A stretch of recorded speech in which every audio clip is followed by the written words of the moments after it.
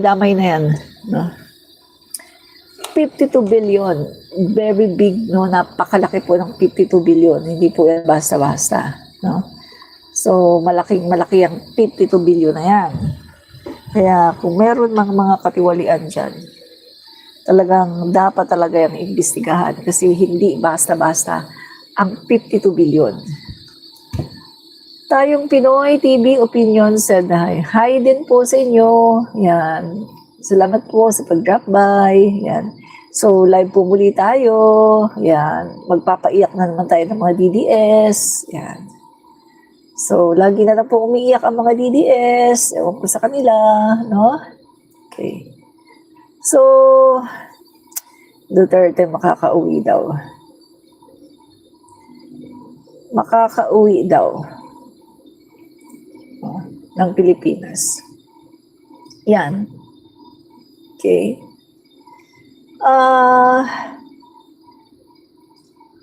Okay, mga kaibigan, no? Yan na nga. Sabi po dito, si dating Pangulong Duterte makakauwi daw, no? How true na makakauwi si dating Pangulong Duterte. So, mga kaibigan, ang nangyari, no, 'di ba? Ang pagbasa ng confirmation of charges, no? Confirmation of charges kay dating Pangulong Duterte ay ngayong September 23, no? Ngayong September 23 dapat ang confirmation of charges, no, ni dating Pangulong Duterte. Sana nakalagay na lang sa garapon.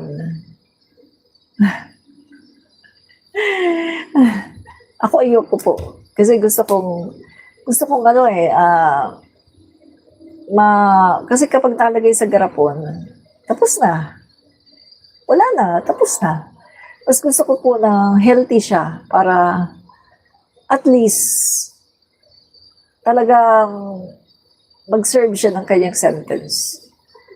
Kung habang buhay na pagkakakulong, mararanasan niya na makulong habang buhay, di ba? Kasi kung nasa garapon siya, wala na. Tapos na yung kanyang paghihirap dito, di ba?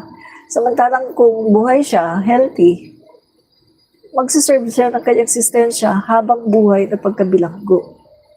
Di ba? Lalo na kung, halimbawa, kung dito siya makulong, mas matindi yun. Kaso doon siya makukulong sa dahig. Alam naman natin sa dahig, ang ganda ng kulungan. Maganda ang kulungan doon. Maganda yung mga facilities. Masarap, malinis yung pagkain. Di ba? Kung dito siya makukulong, mas mararamdaman niya yung hirap. Pero kung doon siya sa dahig makukulong, para lang siyang nagbakasyon habang buhay. Diba? Ano pa rin, kumbaga, wala pa rin hustisya. Kasi biro nyo yung 35 at 30,000 na gano'n, wala na eh. Ano na sila eh, habang buhay na silang gano'n, wala na, hindi na sila makakabalik. Yung pamilya nila, habang buhay din, nagdurusa kasi wala na yung kanilang mga kanilang mga pamilya ginanon eh. Mas ma-accept mo na nawala yung family mo kung ito ay namatay sa sakit or nawala siya, yung natural death. Pero kung nawala yung pamilya mo dahil ginanon, medyo mahirap yon. So, maghahanap ka talaga ng justice. Maghahanap ka talaga ng hustisya. Kaya nga yung pamilya ng 30,000, di ba? Hindi sila tumitigil, naghahanap sila ng hustisya. Sila yung nag-ask sa ICC na litisin si Duterte, yung pamilya ng mga AJK. 30,000. Sila yun. Kasi nga, nahirapan silang makamove on. Kasi walang hustisya na binibigay yung gobyerno ni Duterte sa mga namatay. Kaya din sila sa dahig sila humingi ng hustisya. At yan nga, kung si Duterte ay maparusahan, makulong siya sa dahig habang buhay, wala pa rin talagang hustisya. Wala pa rin talaga. Kasi yung mga biktima, hindi na sila gigising, hindi na sila makakabalik. Di ba? Samantalang si Duterte, masarap ang buhay sa kulungan, sa dahig. Masarap yung kinakain. Maganda naman yung kwarto. Malinis. Masarap pa rin yung buhay niya. Tapos nadadalaw pa rin siya ng mga anak niya. Nadadalaw siya ng mga girlfriend niya. Buhay na buhay siya. Masarap ang buhay niya. Walang hustisya, di ba? Walang justice. Samantalang yung mga chinugi, wala na. Hindi na babalik kahit kailan. So yan po mga kaibigan, no? Yan po ang pagkakaiba ng mahirap at ng mayaman. Ang mahirap, lugi. Yung mayaman, na katulad ni Duterte, masarap ang buhay sa kulungan. Diba? Kasi kahit nakakulong siya, maganda yung kanyang kulungan. Masarap yung pagkain niya. Malinis. Diba? Walang hustisya. Samantalang yung mga natsugi, wala na. Wala na sila sa mundong ito. Hindi sila babalik kahit kailan. Diba? Kaya masasabi ko, kahit makulong pa si Duterte, wala pa rin hustisya. Hindi pa rin nakukuha ng mga pamilya ng biktima ang hustisya. Wala pa rin, no? Kaya ayoko siyang mamatay, ayoko siyang mailagay sa garapon. Ayoko siyang matsugi. Kasi gusto ko na mapagbayaran niya ang kanyang mga ginawang kasalanan.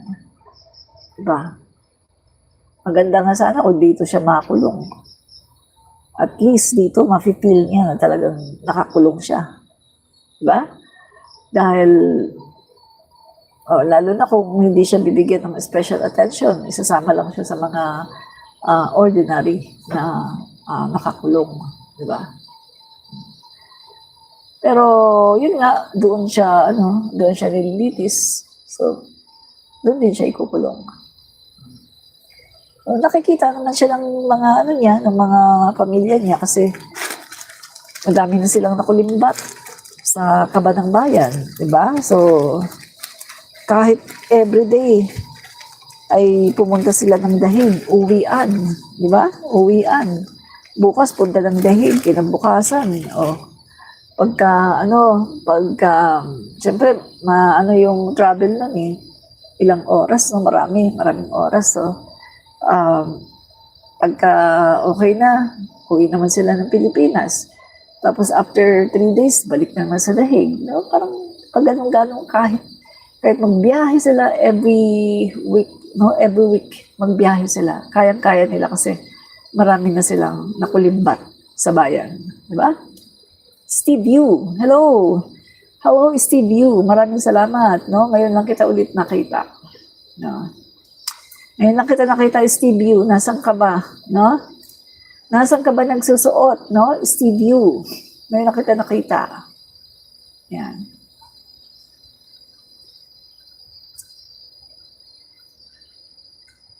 Yan. So, tuloy na natin yung ating ating usapan.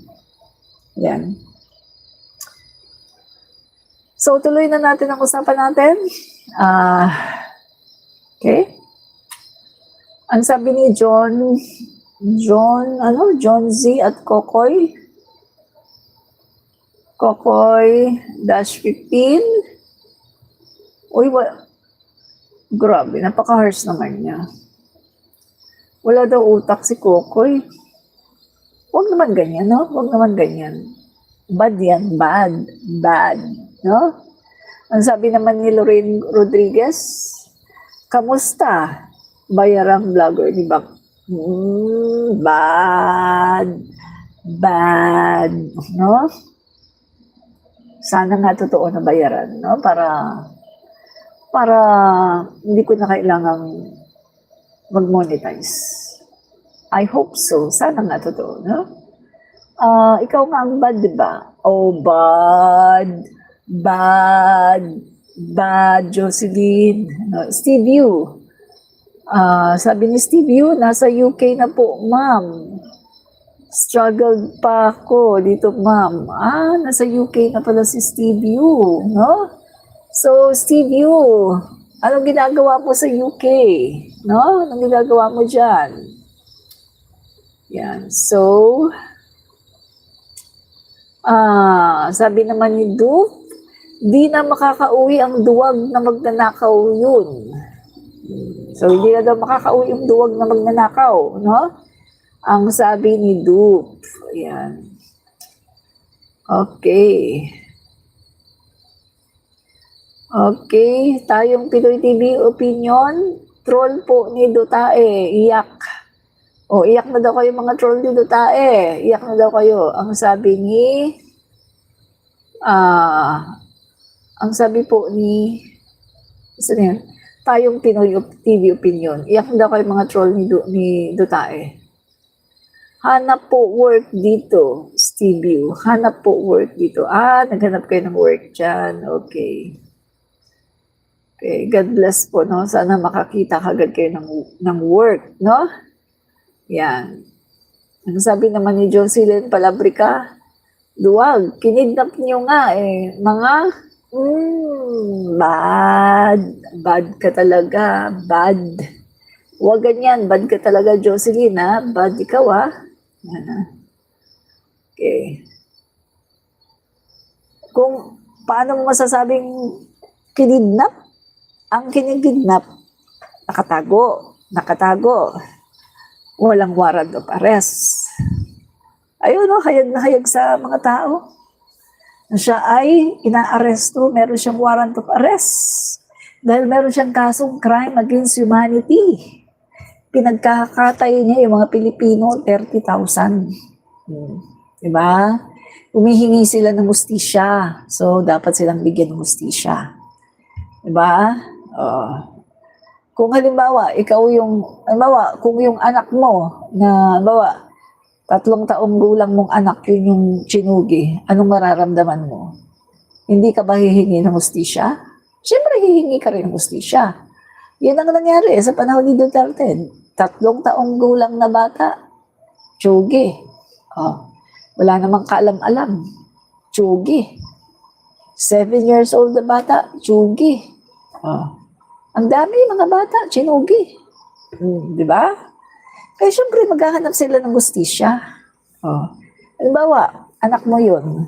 Hindi ka ba maghahanap ng hustisya? Syempre maghahanap ka ng hustisya. Ano ka, NN? Nanay ka pagkatapos okay lang sa'yo na chinugi yung anak mo? NN ka? Kung NN ka, baka hindi ka nga talaga maghanap ng hustisya. Pero kung matino ang isip mo, maghahanap ka talaga ng hustisya. Diba? Yan ang katotohanan, no? Yan ang katotohanan. Okay. So, tuloy na tayo. Tuloy na tayo.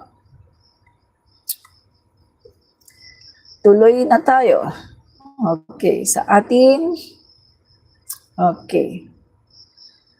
Okay, yan. So, eto. Okay.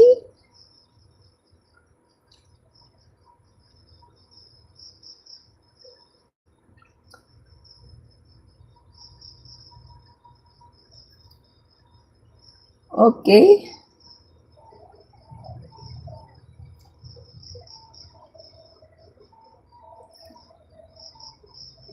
Pakinggan natin to. Etong video na to, pakinggan natin na. Yan. So, sabi dito, kasi nga mga kaibigan, merong mga pagkilos, no? Mga pagkilos na patalsikin si Speaker Martin. So, hindi po nagtagumpay, no? Okay, pakinggan natin Eto. Hindi naapektuhan yung leadership for now, ha? Sa House. Pero In we this expect case, something in 15. the... Pero nung araw na magbabago yung leadership, tatlo Sa tingin mo, makikimarites na ako sa'yo dahil marami ng kilala. Naging 15. Oh? Sa tingin mo, makikimarites na ako sa'yo dahil marami ng kilala. Mukhang hindi naapektuhan yung leadership for now, ha? Sa House. Pero can we expect something in the coming weeks? Well, una, for now. Pero merong attempt na baguhin yung leadership. Pero hindi nakakuha ng numero. Hindi nagkaroon ng traction. Yun yung kaibahan sa Senate. Senate kasi may 13 ka lang. Bago na yung leadership, diba? In this case, 15. Pero nung araw na magbabago yung leadership, 13 lang yung hawak nila eh. May nalagdag na 2 on the day itself, kaya naging 15. No? Dito naman sa House, kailangan mo ng mga 190 eh. Hindi ganun kadali. Dahil meron kang 5 major political parties. So, kanyan, usap-usapan yan. At saka, depende kung bibindisyonan at itutulak ng presidente. Bukod sa Senate kasi, may malinaw na tulak ng presidente na magbago ng leadership. Of course, walang aamin yan. May separation of powers, di ba? Pero din sa House. Pero alam ko, Ami, merong attempt. Pero for now, ay wala silang numero at walang traction. At baka yung tinutulak nilang pamalit ay hindi accepted ng mayorya sa House. No? Pero, Baka naman. Pero, Yan. So yan. So yan mga kaibigan. Matagal na gustong patalsikin, no, si Speaker Martin Romualdez ng mga DDS. At ilang beses na po nilang pinagbalakan pero hindi po talaga yan nangyayari kasi magaling po si Speaker Martin Romualdez at siya po ay strong leader, no? At talagang maganda po yung kanyang leadership pagdating po sa Congress, no? So proven na po yan at talagang masipag po siya sa trabaho, may integrity sa kanyang mga sinasabi at talagang statement, no? Hindi po katulad ni VP Sara Duterte na bara-bara, kapag galit yan, manuntok, magmura, hala kung ano na lang, tapos magchismis, si ano ganito, si ano ganyan. Walang integridad, no? Parang ano lang, parang bagamat sinasabi niyang lawyer siya, pero para lang siyang standby sa kanto na hindi nakapag-aral ng grade 1. Parang ganun. Kung titingnan natin si VP Sara Duterte, ganun po siya, eksakto, no? Eksaktong-eksakto. Parang tambay sa kanto na hindi nakapag-aral kahit grade 1. Mal-edukada, no? Walang alam pagdating sa edukasyon, walang alam pagdating sa good manners and right conduct, walang alam pagdating sa pagpapakatao, no? Talagang bagsak ang moralidad, bagsak ang pag sinabi mong yung kanyang cognitive, wala din, as in bagsak. Palagay ko IQ nito ay sobrang baba, no? Wala po kahit average, sobrang baba, low IQ talaga si VP Sara Duterte, no? Sa totoo lang, low IQ. Wala ka talagang bugok, no? Bugok talaga si VP Sara Duterte. Bugok, no? So, yan mga kaibigan, kahit ano pong gawin nila na pagpapatalsik dito kay Speaker Martin Romualdez, hindi po sila umuubra. Dahil napakagaling po, napakatalino, at talagang si Speaker Martin Romualdez ay magaling, no, pagdating po sa leadership, no? Talagang meron siyang leadership, no? Kaya po niyang mag-lead. Biruin niyo ang House of the Representative ay binubuo ng 300 plus na mga kongresista. Pero kanyang napag-unite. Ang House of the Representative ay binubuo ng iba-ibang mga distrito na merong mga iba-ibang mga kultura, iba-ibang mga ugali, pero napag-unite niya. Yan po ang leadership na wala kay Vice President Sara Duterte. Si Sara Duterte lahat kaaway niya. Kasi wala siyang leadership. Hindi siya marunong mag-lead, mga kaibigan. Lahat kaaway niya, lahat sinasabihan niya ng hindi maganda. Wala po siyang leadership. Hindi po siya marunong ng diplomatic.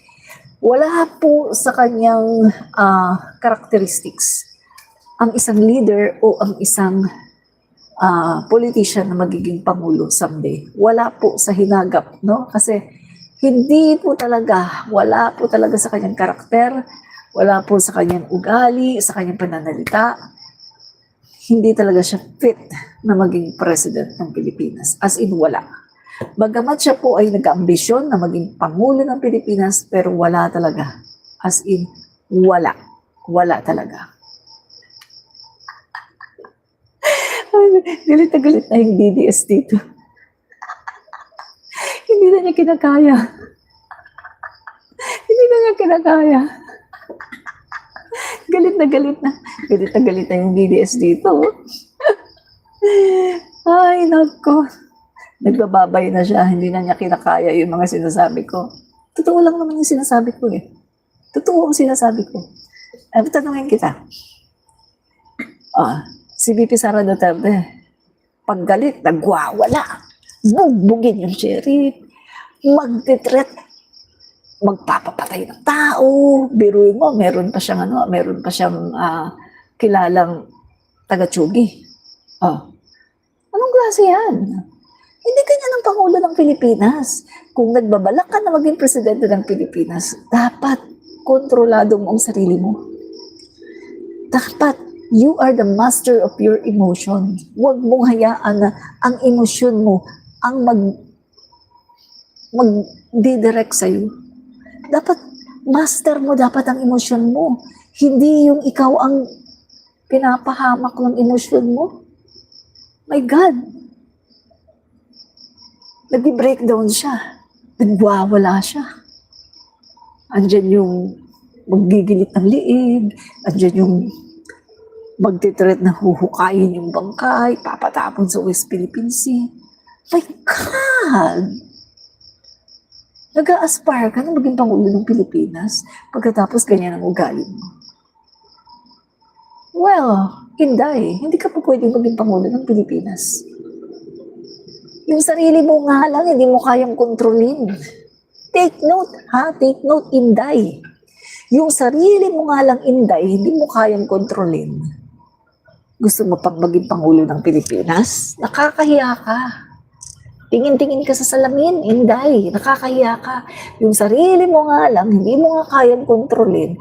Nangangarap ka pa na maging Pangulo ng Pilipinas. Nakakatawa ka naman, Inday. Bobo. Grabe, napaka-bobo. Kung hindi mo kaya kontrolin ang sarili mo, wala kang karapatan na tumakbo as President of the Philippines. Disaster tayo niyan. Disaster.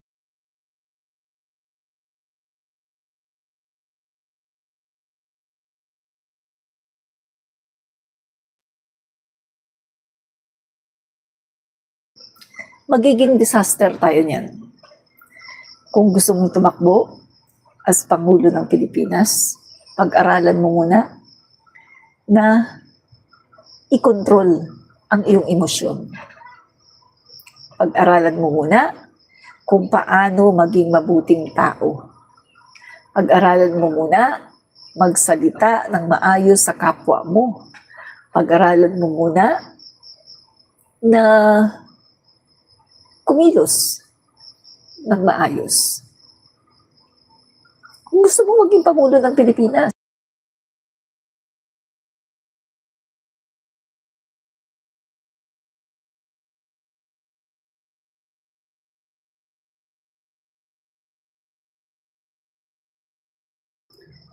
gusto mo maging Pangulo ng Pilipinas pagkatapos bara-bara ka?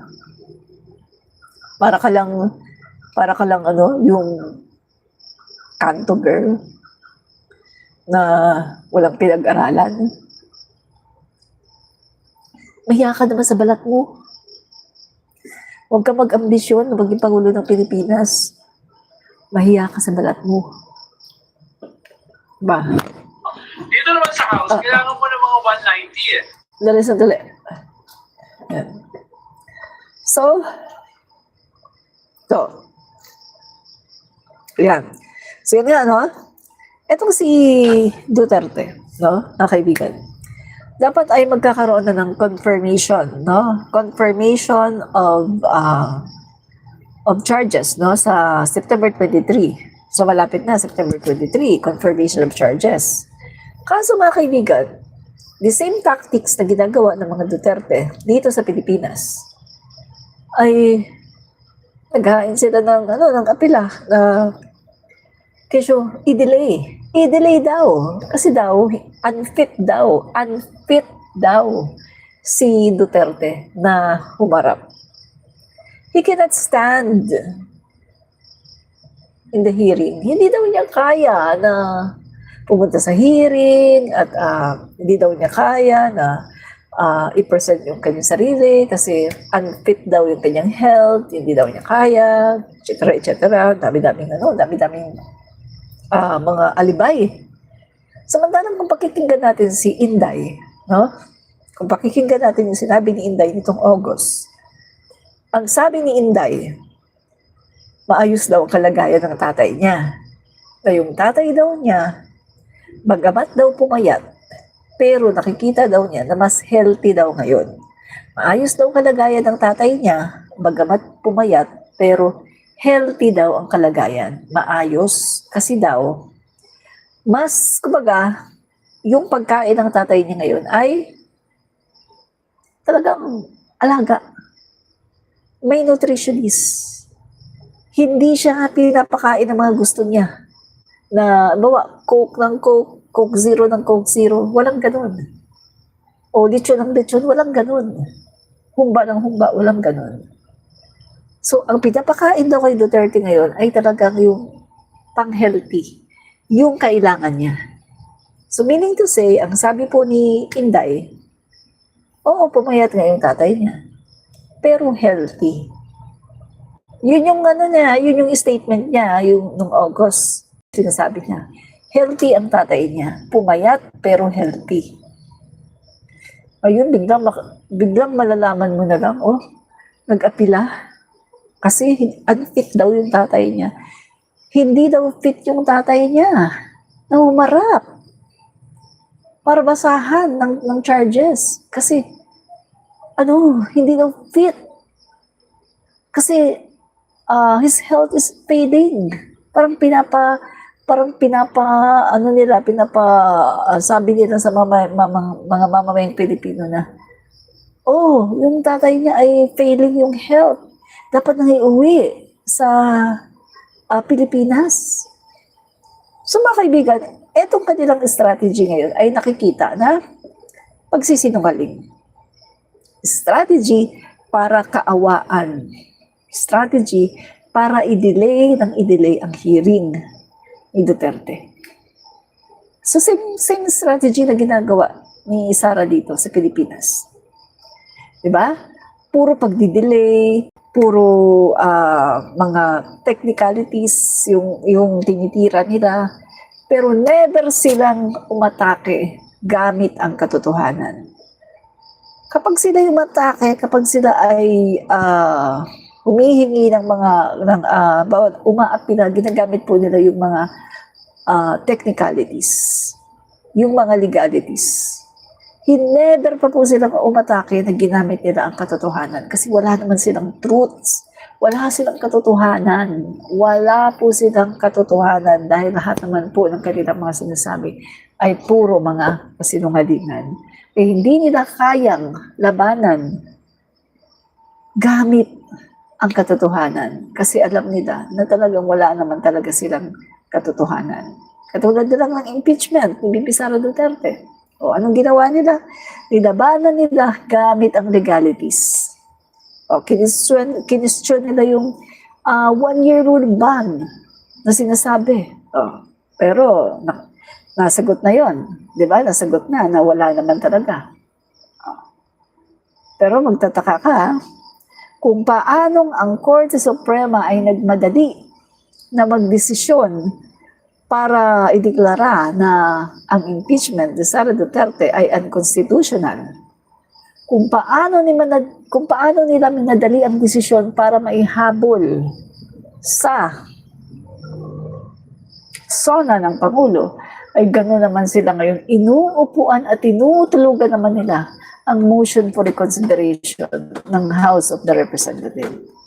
So halatang halata mong may bias. Kasi minadali yung pagdideklara na unconstitutional.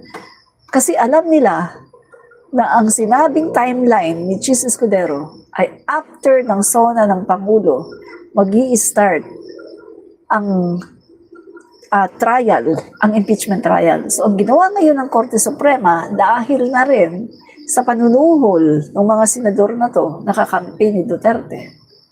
Mga kaibigan, ang ginawa ng Korte Suprema, ng Supreme Court, ay minadali ang pagdidesisyon. Minadali na inihabol nila na wala pang SONA ng Pangulo, kailangan makapagbaba na sila ng desisyon na unconstitutional. Kasi once na nagkaroon ng SONA ng Pangulo, kinabukasan, automatic, magkakaroon ng trial. Kaya minadali talaga nila na habulin na wala pa yung SONA ng Pangulo a day before the SONA of the President, kailangan madeklara na. Kaya minadali ng Korte Suprema. Pero ngayon, tinutulugan nila ang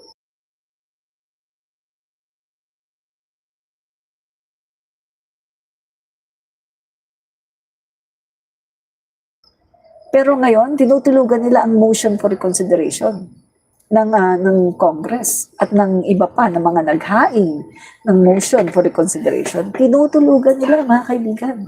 Diba? So, nung nangyari kay Chis Escudero, ayun, na fourth win. Na fourth win si Chis Escudero kasi naggalit ang taong bayan sa kanya. Naggalit, di ba? So, mga kaibigan, ngayon, may pag-asa na. May pag-asa na ang impeachment trial ni Vice President Sara Duterte. May pag-asa na. Di ba? Yan. So, ito mga kaibigan, no? Pagdating naman dito, no, kay Duterte naman, ang ginawa din ni Kochman, pati itong mga Duterte, ang ginawa din nila, ginagamit naman nila ngayon, no? Yung health naman. Health daw, di umano ni Duterte. Napansin niyo ba, mga kaibigan? Magtataka ka, biglang nag-announce. Bawal daw ikwento kung ano ang nangyayari sa loob. Saan ka nakakita na pati yung health ng pasyente, ng nakakulong na si Duterte, pati yung kanyang health ay bawal sabihin? Saan ka nakakita na pati yung kanilang mga pinag-usapan na tungkol sa pamilya ay bawal? So, bakit pinagbawal ni Kochman? Isa lang ibig sabihin. Kasi, mga kaibigan, kaya pinagbawal kasi nasasabi kasi ni Sara Duterte ang tunay na kalagayan ng tatay niya. Yung tunay na kalagayan ng tatay niya na maganda ang kalusugan, nasasabi ni Sara sa mga tao. At itong si Kochman, gumagawa siya ngayon ng strategy na palalabasin nila na si Rodrigo Duterte ay failing ang kanyang health. Na kunwari ay grabe. Ang kanyang health ay bumabagsak. Grabe. Angayayat na siya. Bumabagsak ang health niya. Kailangan na siyang pauwiin sa Pilipinas. Strategy. Yan po ang dahilan kung bakit pinigilan ngayon itong mga Duterte na magsalita at ikwento ang mga nangyayari sa loob ng detention cell ni Duterte. So ngayon, bawal na po sila magsalita tungkol sa health ng tatay nila. Hindi po sila pwedeng magkwento ng kahit ano. Kasi nga, si Kochman ay umi-strategy. At yung kanyang strategy ngayon ay bulok na strategy. Magpapaawa effect, magsisinungaling, na si Duterte daw ay failing daw ang kanyang health, na bumahabagsak daw ang kanyang katawan, bumahabagsak daw ang kanyang health. Pwede ba, Pangulong Bongbong Marcos, maaari bang bayagan mo na? O pauwiin na dito si Duterte, kawawa naman, matanda na, bumahabagsak ang kanyang health. So yan po ngayon ang strategy ni Kaufman. Kanya, mga kaibigan? Alam niyo ito ha, dinidelay nila ng dinidelay. So delay na naman, no? Nagpapakita lang yan mga kaibigan ng katotohanan. Kasi ikaw yung nasasakdal. Kung alam ng inyong abogado na wala kang kasalanan, at kung alam mo rin na wala kang kasalanan, diba? Usually, kayo yung magmamadali. At ayaw nyo nang dinidelay ang hearing. Yan yun mga kaibigan. Kapag wala kang kasalanan, ikaw mismo ang humihiling na pwede ba, wag na tayo mag-delay. Tapusin na natin to para matapos na makalaya na. Yun. Ikaso sa case po ni Rodrigo Duterte, dinidelay nila ang hearing. Kasi alam po nila exactly na si Duterte ay guilty. Alam nila na hindi kayang lusutan ni Duterte itong kanyang kaso na crime against humanity. Dahil sa dami ng kanyang inamin na siya ay pumapatay, na siya ay nag-order na shoot to kill, siya ay nag-order ng lahat na magtsugi. Kaya alam yan ni Kaufman, alam yan ni Duterte, na wala siyang kawala dito. Alam nila yan na si Duterte ay makahatulan ng guilty. Kayo mga DDS na nakikinig sa akin, alam ko, alam nyo rin na guilty si Duterte. At alam ko na alam nyo rin na hindi talaga si Duterte mapapawalang sala. Dahil ang dami niyang pronouncement. My God, ang dami niyang sinasabi. Pinagyayabang. Sinabi niya na, I order them, shoot to, meron pa siyang, yes, I killed three of them. I don't know how many bullets have entered, I don't know how many bullets of my gun have entered into their body. Ang dami niyang pinagyayabang. Tapos meron pa siyang, gusto ko, ikaw ang gumanon. Para sa'yo ko ibibigay ang 3 million. Ang dami niyang pronouncement, mga kaibigan, na siya ay nag-uutos ng pagganon. Kaya kung titingnan natin, si Rodrigo Duterte ay hindi talaga makakawala. Hindi talaga siya makakawala, guys, no? Hindi talaga. Hindi talaga makakawala si Rodrigo Duterte. Dahil siya po, mga kaibigan, ay mayroong kasalanan. At, mga kaibigan, no? Naalala yung sa Congress, naalala nyo? Anong sabi niya doon? Sabi niya,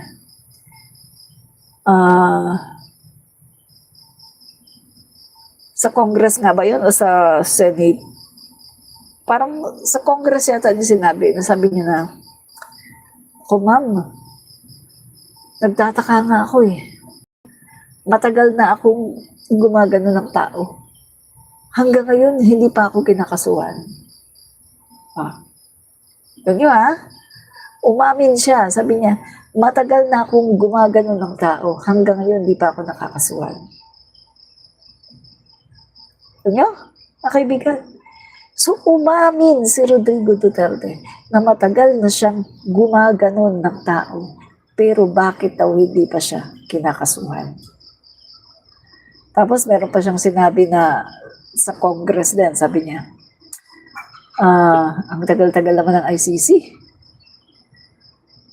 Kung hindi pa sila darating, bigyan ng pamasahe, ako na mismo pupunta doon. Sabi niya, siya daw mismo ang pupunta ng ICC kasi naiinip na daw siya. Palagi na lang daw sinasabi na may ICC pagkatapos wala naman.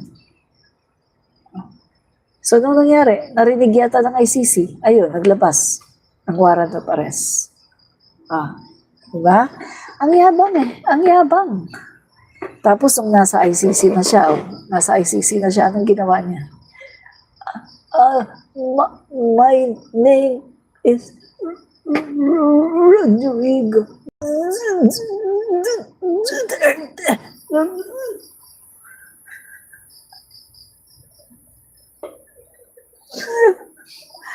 Yung kanyang angas, nung nasa ICC na siya, nawala. Yung angas niya, nung nasa ICC na siya, nawala na.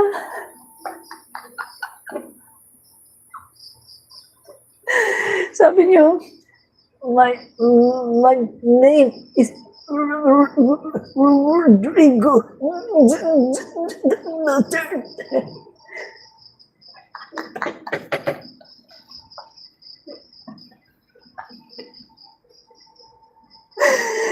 Ay, yan kasing hirap no kapag yung mayabang.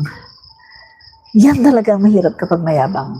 Pagkatapos hindi naman kayang panindigan, di ba? Sabi pa niya, yung mga ICC na yan, punta dito, sipain ko.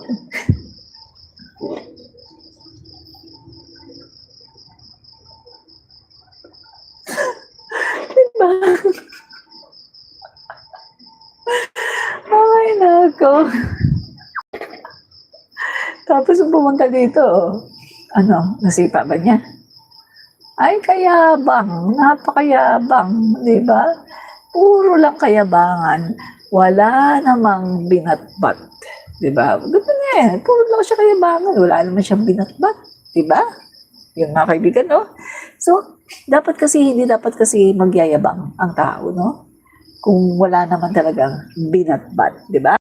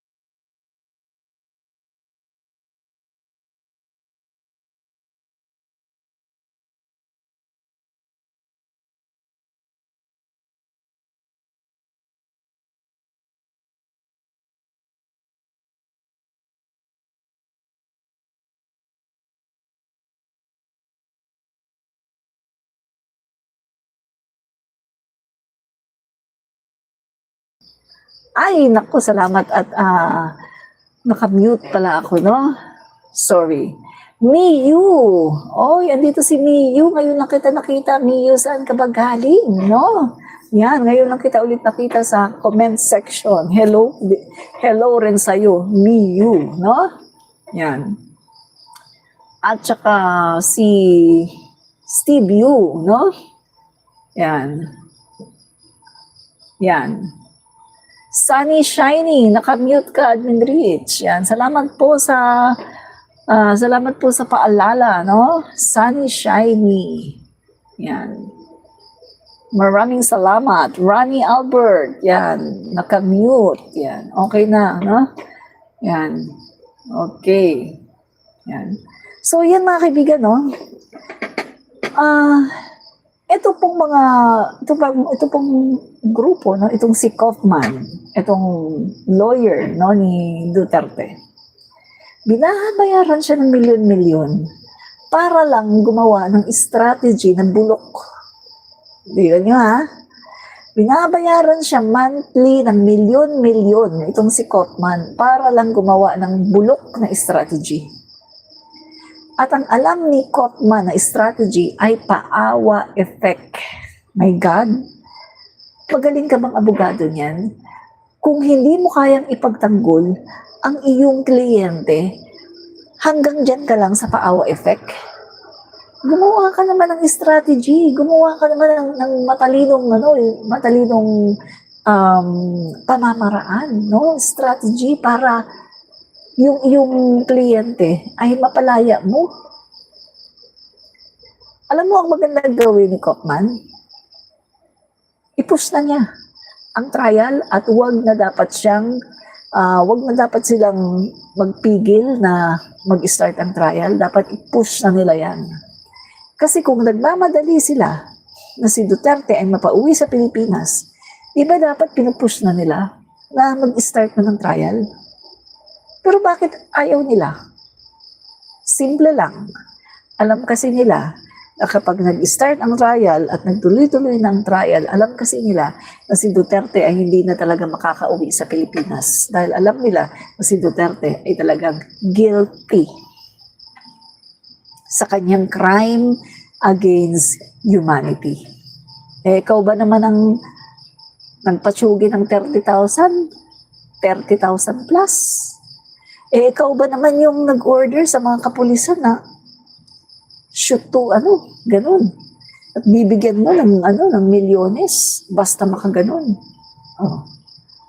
So, takot sila sa trial dahil alam nila na pag nag-start ng trial, mabubunyag na ang lahat ng kabulukan at damay pati si Sara Duterte. Si Sara Duterte na pinipigilan ang kanyang impeachment, damay siya. At mga kaibigan, i-open ngayon yung kanilang bank account. Yung kanilang joint bank account ni VP Sara Duterte na tinatago-tago ni Duterte at ni Sara. Na tuwing nababanggit ito, doon sa hearing ng Quadcom, galit na galit si Duterte at nagwawala. At talaga namang gusto niyang umbagin si Trillanes. Bakit? Kasi alam ni Duterte kung ano ang laman ng joint accounts nila ni Sara. Alam ni Duterte na totoo yung sinasabi ni Trillanes na yung joint accounts na yan ay naglalaman ng mga pera galing kay Sammy Uy na isang drug lord. Diba? Kasi kung hindi totoo yan, i-open nila yan. Diba? Tingnan mo yung ginawa sa mga Marcos. Diba? Open. In-open. Lahat, no? Walang naitago. Diba? Yung mga Marcos, 986 cases. Lahat ng mga kaso, sinalag nila. Lahat ng mga kaso, kanilang pinuntahan. Anong nangyari? Yung mga ari-arian ng mga Marcos, unti-unting bumabalik sa kanila, unti-unting binabalik sa kanila. At napakarami nilang mga kaso, halos lahat na ng kaso nila, nababasura. Pero yung mga kayamanan, ano nang nangyari? Nakulimbat na ng PCGG. Naibenta na ni Cory Aquino. Kaya kita mo ang nangyari sa mga Marcos. Diba? Na-vindicate sila. Vindicated sila. Nakabalik pa sila sa pwesto. Blessed na blessed sila ng Panginoong Diyos. Kasi nga, sila yung inapi. Inapi sila. Sinampahan ng almost 1,000 cases. Kinuha yung kanilang ari-arian. Ibinenta yung kanilang ari-arian. Pinagbintangan nagnakaw. O ano nangyari? Ngayon, ang mga Marcos, kita mo naman, vindicated. Ang Panginoon na, divine intervention. Divine intervention. Ang Panginoon na ang talagang gumawa ng paraan para sila ay iangat muli sa pwesto. Kasi mabuti silang tao. Hindi nila tinakasan yung mga kaso na 986 cases, almost 1K, hindi nila tinakasan. Hindi sila ganito, hindi sila nagkontrademanda, wala silang mga kini-question na mga legalities, walang ganun. Dinikdik sila ng Cory Aquino government, dinikdik sila ng Ramos government. Pero, ngayon, naging Pangulo, si PBBM, nakabalik, vindicated ang mga Marcos. At yung kanilang mga ari-arian, unti-unting binabalik sa kanila. Yung iba, hindi na nababalik kasi naibenta na nakulimbat na ng PCGG at ng Cory Aquino government. Ganyan ang mga tao na walang kasalanan. Pero itong Duterte, iba yung mga Duterte. Gumagawa sila ng paraan para ilihis nila yung mga tunay na issue. Ibabato nila kay Speaker Martin Romualdez, ibabato nila kay PBBM. Maghahakot sila, sasabihin na sa mga tao, mag-rally tayo, ito masama ang gobyerno, mag-rally tayo. Pumupunta si Sara Duterte sa iba-ibang lupalop ng daigdig para mangumbinsi ng mga OFW. Sinisiraan ang Marcos, sinisiraan ang gobyerno, sinisiraan si Speaker, sinisiraan ang turismo, lahat ay sinisiraan kasi ang gusto ni Sara Duterte, bumagsak ang Pilipinas. Take note Vice President of the Philippines. Pero ang gusto ni Sara Duterte, bumagsak ang Pilipinas. Ayaw ni Sara Duterte na lumago ang ekonomiya natin. Ang gusto ni Sara ay bumagsak ang Pilipinas.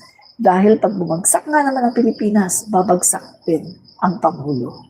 Pero, kawawa tayo ng mga mahihirap. Dahil pag bumagsak ang Pilipinas, tayo mga mahihirap ang kawawa ang apektado at walang pakialam si Sara kahit na maapektuhan ang mga mahihirap kasi mayaman naman siya eh. Kasi ang aim lang ni Sara Duterte ay yung sarili nilang survival. Yung sarili lang nila, no? Makasarili ang mga Duterte. Yun lang ang aim nila. Wala silang pakialam sa ibang tao. Basta gusto nila maupo sila sa pwesto dahil ganid sila sa kapangyarihan. Ganid sa kapangyarihan at ganid sa confidential funds. Ganid sa pondo ng bayan. Ayaw nilang may maupong ibang tao.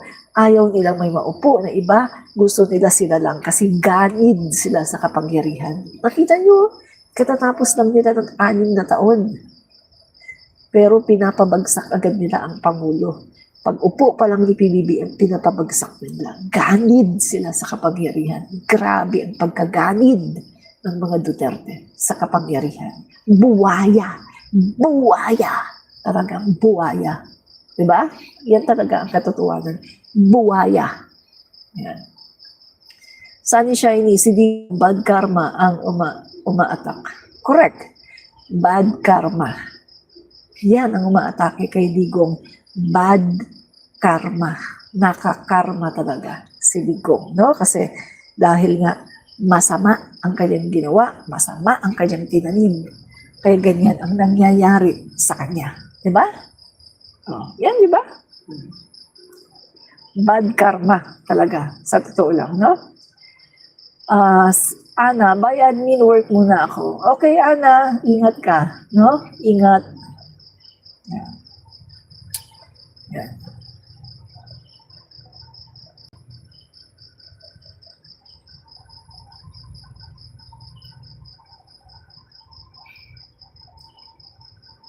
Yan.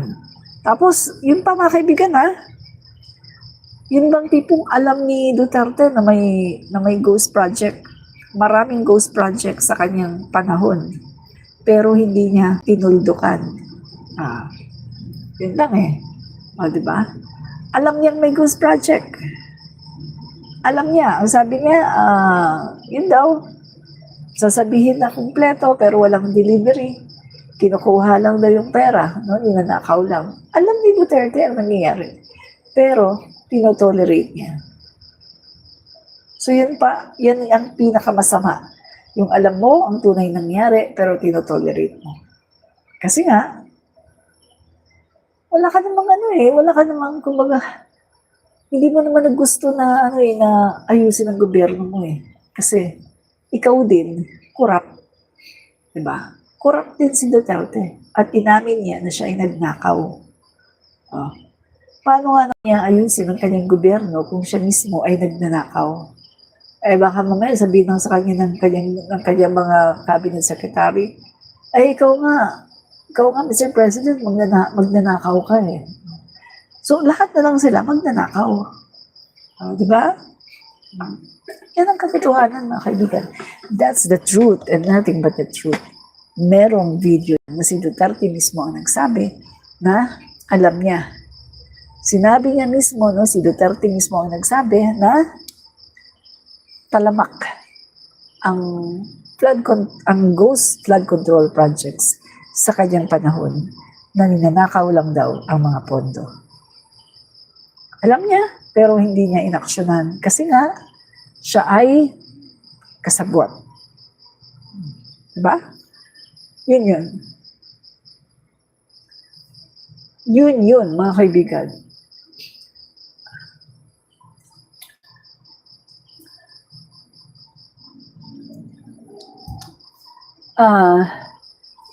We stand our Senate President Tito Soto for all the cause. Yes po, no? So ngayon si Tito Soto na ang Senate President at nagbago na, no? Nagbago na yung mga kung sino-sino yung mga namumuno ngayon, no? Ang Senate President for tempore ay si Lacson. At si Lacson din yung sa Blue Ribbon Committee. Maganda na. So, si Portwin, napahiya. Napahiya si Portwin. Napahiya din si Marcoleta na napakayabang. So, nangyari sa kanila? Ano sabi ng Panginoon? God opposes the proud, but gives grace to the humble. Ayaw ng Panginoon ng mga mayayabang. Pinapahiya niya ang mga mayayabang. Binabagsak niya ang mayayabang at pinapahiya. Ang yayabang nila eh. Si Escudero. Ilang beses na siyang kinall out ng mga taong bayan.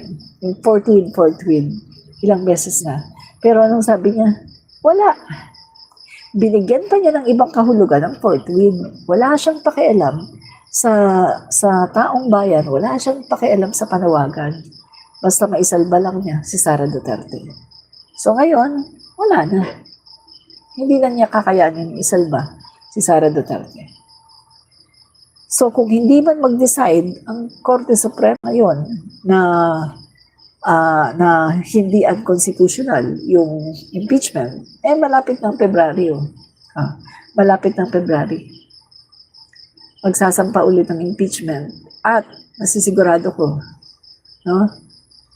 Pag yan dinala sa Senate, forthwith yan. Forthwith. Magta-trial ka agad ang Senate. So yung Sara Duterte nyo, hindi yan makakawala sa impeachment. No? Walang kawala yan. Diba? Tapos ito pa. Kakasuhan pa yan sa ombudsman. Doon pa lang sa unang article, wala na. Wala na, unang article pa lang, wala na siyang kalaban-laban. Kasi nangontrata siya ng killer para magpatsugi. Doon pa lang diba? Kaya iiyak talaga kayo. Sa mga darating pang araw, iiyak talaga kayo. No? Sa mga darating na araw. Brace yourself. Dahil sa mga darating na araw, talagang iiyak kayo ng todo. Nasa amin pa rin ang huling halakhak. Diba? Yan ang totoo. So mga kaibigan, maraming salamat sa mga nanood, no? Sa mga nanood sa akin. Salamat po sa mga Pinklawan, sa mga Dilawan, sa mga DDS, sa mga PBBM. Maraming pong salamat. Fight fake news. Expose the truth. Bye-bye. Admin Rich Comentarista.